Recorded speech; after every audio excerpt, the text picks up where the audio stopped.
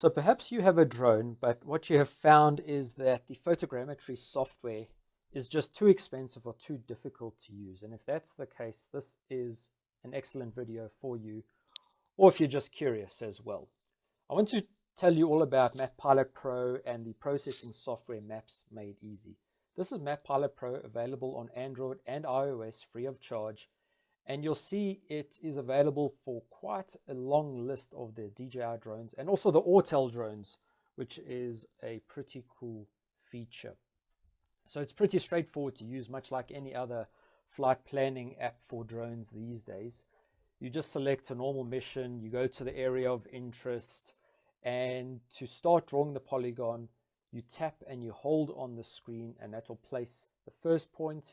You then do it for a second point and a third point, at which time it's going to draw a polygon like this, and then you can just start to drag out those vertices so that you cover your area of interest adequately. There are a whole host of other settings as well, too, with overlap and your flight altitude and the speed and all those good things, and I'll put a link to other videos because folks have gone into quite a good amount of depth on this. Maps Made Easy is the processing software, and this is where I'd like to focus this video on. Go to the website, mapsmadeeasy.com, sign up for a free account because there are free and paid versions as well. Now, once you've done that, we go Maps, New Map. So we'll see the options we have here. Either a DJI specific workflow, a classic workflow if you don't have a DJI drone, of course, and interestingly also this flat map workflow. And that's if you just want to make an image, just a simple picture, no 3D elements of whatever area you have captured your images of. And keep in mind, you don't have to use their flight planning software, Map Pilot Pro. Obviously, it integrates nicely, but there's no prerequisite for that.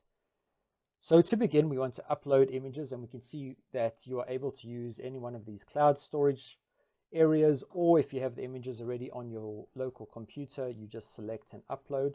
And for the DJI workflow, it wants you to select just one image at first so that it can confirm all the details and make sure it has everything it expects from DJI. On the right hand side, you'll see that their processing model works on this points system. 800 images and 3 gigapixels is the limit for the free version.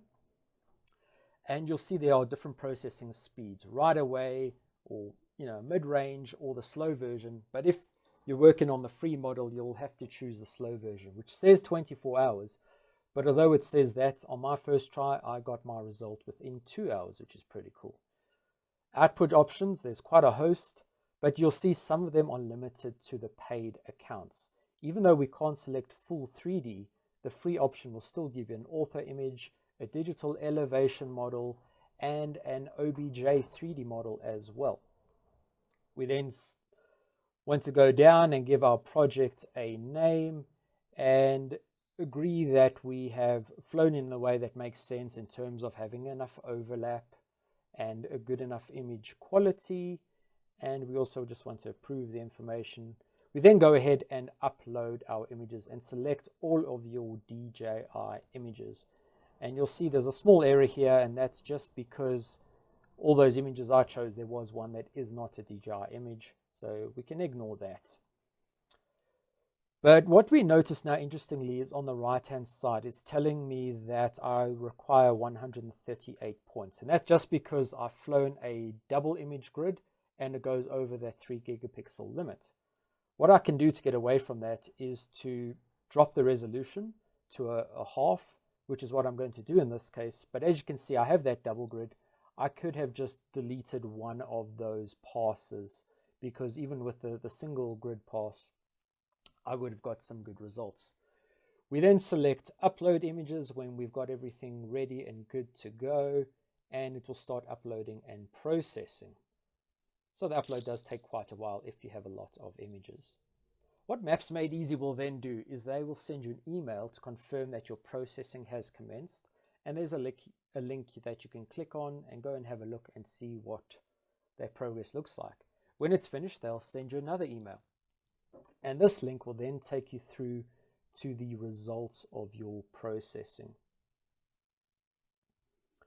So if we click on the link now, it's going to take us through to the window, And here we can see all the details about the processing, the data we input, what the results are, etc. It also tells us about the links, and there's a public link here which is pretty cool because you can share that out to your client or your friends, and they won't come into this interface and see all of the working details, but they'll just go to the final version, which is a really nice touch. As you can see here from the time, it took less than 2 hours for the entire process to complete, which isn't bad for a free service at all.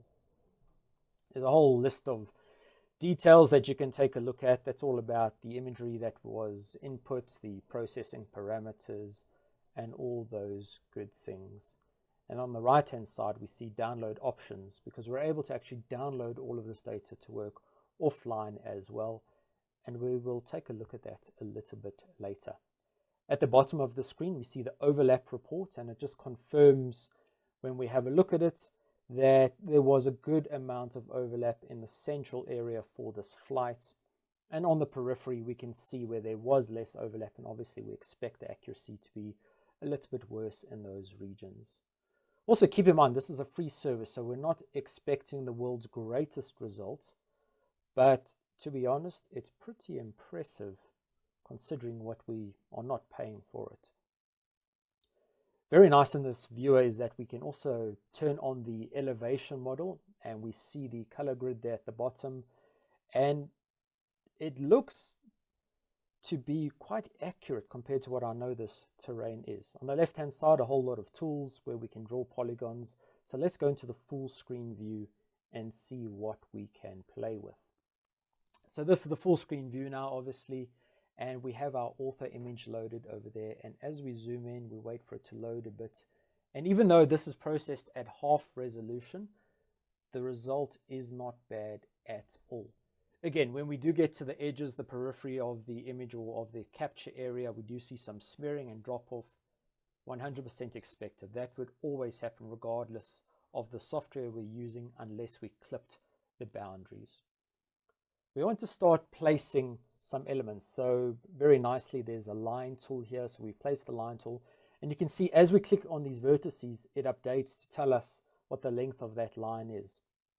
It also gives us a warning to say that what changes we make will be or could be visible in the public version, and we either accept or reject that.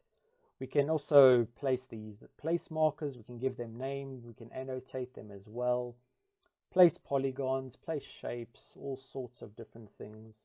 It does keep giving you this public warning, so just keep that in mind. And we can also go ahead and then change the colors if we want of the polygons or the shapes that we're placing. So now I'm going to place a polygon and then see something very interesting. So I'm placing this polygon and I'm clicking to close. So first I get that public warning, but very nicely I get this volume measurement option. So even though this is free, it can calculate volumes. The volume value over here doesn't look quite right, so it might need a bit more investigation. But really cool to see that that feature is available on a free service. So we can go ahead and we can edit any of these shapes that we've placed. We can move them around, we can change the color, we can resize them, we can measure them, we can do whatever we would like. Keeping in mind that this is a really cool tool which we could use to present to a client or even to our friends and family. Just show them this is the area of flow and this is something that's interesting over here. So they really have thought of almost everything. Coming back into the detail view, you want to just go down and highlight the public link option. Again, once we've made any of those edits and annotations, this is what we could select and share that out via email or Twitter, WhatsApp, whatever your preference is, to our friends and family. But now I want to take a look at the download options. So if you are an advanced user, a really nice feature is that even though all the processing has happened on the cloud, we are able to download some of these tools and play with them ourselves. So I'm going to take a look at Global Mapper. You'll know it's one of my favorite tools. And here I'm importing the point cloud, the DTM, as well as the image.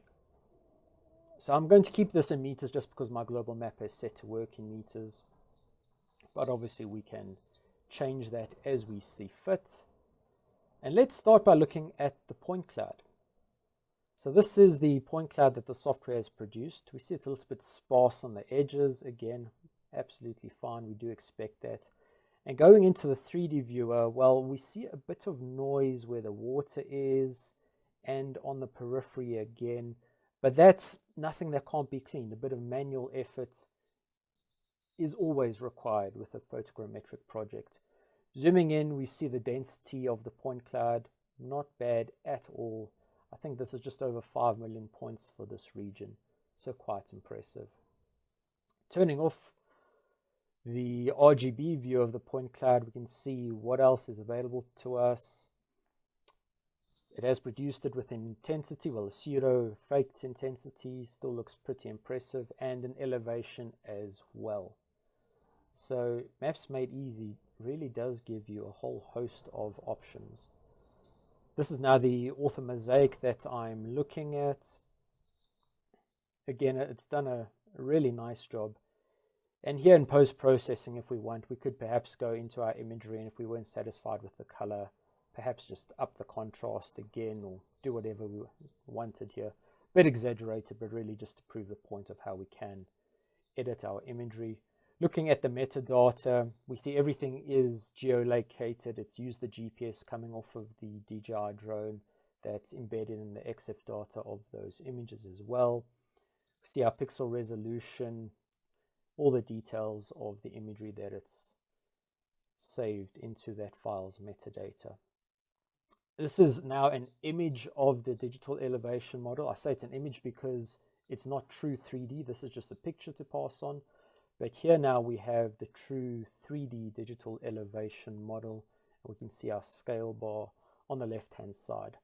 So again, there is noise below the surface here. We saw that previously. So I'm going to go ahead and just edit that bottom level to clean it up just to some extent so that we can make some additional products. So it's looking a little bit better now. Obviously in post-processing, we would spend more time here to clean it up. And well, let's go ahead and generate contours. Why not? Let's see what they look like. Again, considering this is a 100% free service, let those contours be generated. And that is certainly not a bad result at all. So I'm going to take a look at it now in the 3D viewer just to make sure that it all makes sense. And when we pivot around on it at the moment, it all looks really quite impressive. So that's all I'm going to show you for now. It's a wonderful tool, but I think for anyone who hasn't played with photogrammetry, anything like that, mapsmadeeasy.com, free of charge up to a certain limit. Create maps, share them with your friends and family, even your clients. It's amazing what you can do for free these days.